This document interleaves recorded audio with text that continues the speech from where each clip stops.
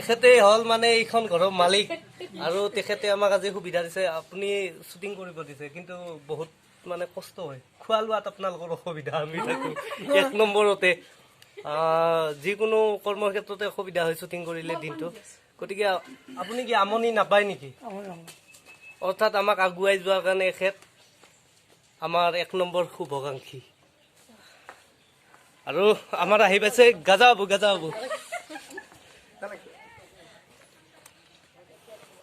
কেনেকুৱা অনুভৱ বহুত দিনৰ বিৰতি মূৰত কিবা কিবি অসুবিধাৰ কাৰণে আমি কৰিব পৰা নাছিলোঁ মাজতে ড্ৰপ হোৱাৰ নিচিনা হৈছে কিন্তু আমি প্ৰস্তুতি বাদ দিয়া নাই আমি আকৌ মানে পূৰ্ণদমে কাম আৰম্ভ কৰিম গতিকে আমি সেই সম্পৰ্কে প্ৰস্তুতি চলাইছোঁ ধন্যবাদ হয় গতিকে গম পাইছে বাকী আমি কাম কৰি আছোঁ ইয়াৰ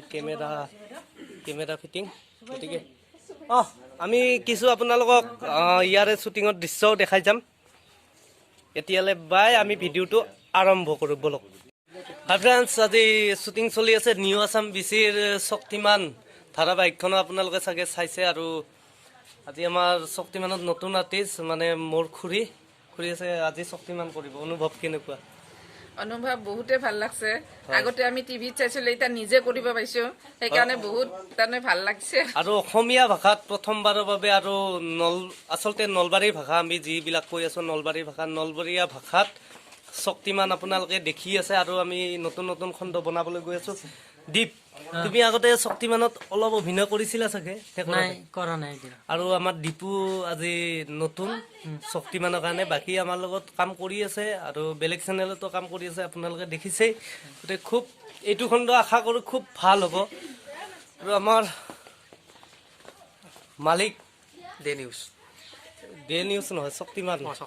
শক্তিমান বনাই কেনেকুৱা অনুভৱ ভালে লাগিছে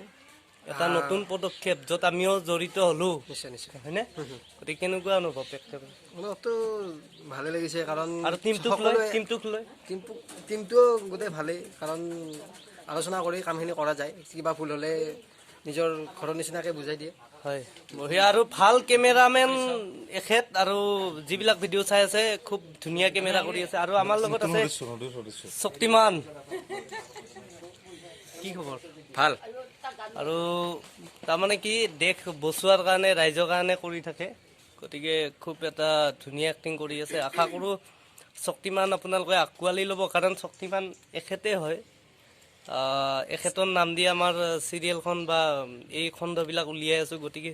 এইজন মেইন বস্তু আমাৰ বস্তু নহয় কিন্তু মানুহ হয়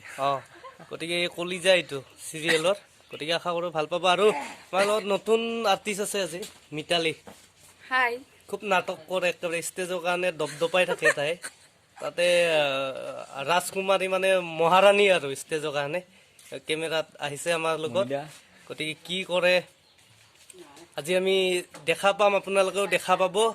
মিতালীয়ে কি কাম কৰে আৰু ইয়াৰ আগতে আমাৰ লগত এটা খণ্ডত কাম কৰিছে নিশ্চয় আশা কৰোঁ মিতালী ভাল কাম কৰিবা বুলি আৰু ভালেই এনে এক্টিং পাতি দীপ